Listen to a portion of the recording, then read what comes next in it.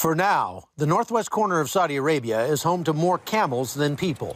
That would certainly change if Crown Prince Salman's ambitious plans come to fruition. The heir to the Saudi throne recently announced this region as the site of his new $500 billion megacity called Neom. Imagine a traditional city and consolidating its footprint, designing to protect and enhance nature. The goal is for up to 9 million people to live here in what's touted as the world's most modern, forward-thinking, and climate-friendly city. Few people, however, know about the deep biblical history of this area. Those who do wonder if the megaproject would help or harm the region's historic value.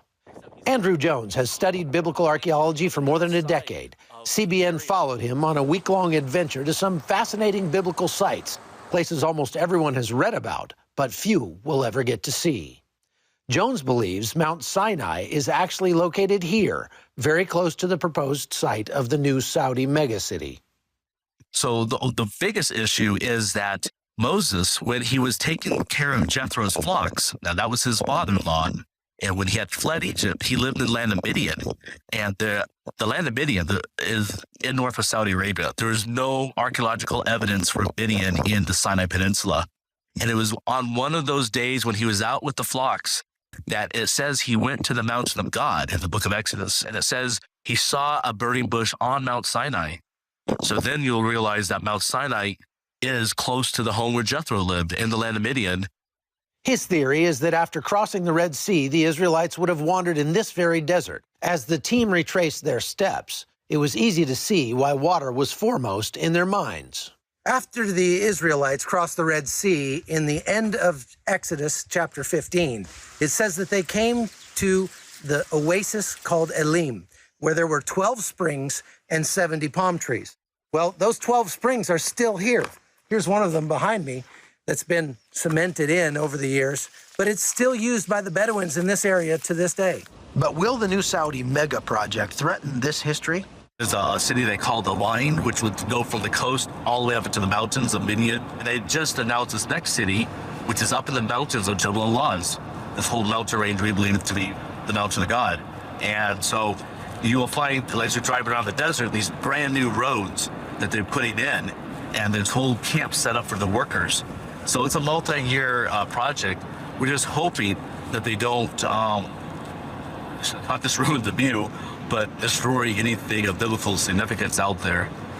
After more off-roading, we came upon this site, a huge mountain with a peak that appears burned. The evidence is all around us that this is the true Mount Sinai. Now, I know there are many proposed locations for the mountain of God, but this mountain here in the land of Midian is the only one that matches all the biblical evidence for Mount Sinai, or the mountain of God, or another name is Mount Horeb. This large plain at the base of the mountain would have easily accommodated the Israelites and all their animals, and Jones tells us more. Ron White discovered these pieces of marble when he first came here in the mid-1980s. In 1985, he found on one of the sections, written in ancient Hebrew, the name Solomon, the mountain of God, Moses. And so he believed, because of these key words, that King Solomon actually set up a marble shrine dedicated to the mountain of God at the base of Mount Sinai. And look at this, a large altar centrally placed and covered with petroglyphs. Many of the images depict cows, an animal that in ancient times did not exist out here, but did exist in Egypt. If this is the real Mount Sinai, there was no way I was leaving here without climbing it.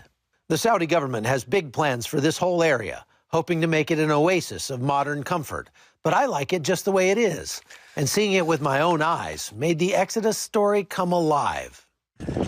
Wow, I made it. This is the top of Jebel Musa, the mountain of Moses, where God came down and met with Moses to give him the 10 Commandments.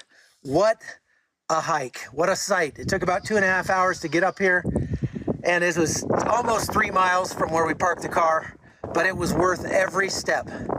And you know, I don't think we'll ever be able to say definitively whether or not this is the actual spot where Moses met with God, but I guess that's just where faith comes in. From northern Saudi Arabia, I'm Chuck Holton for CBN News.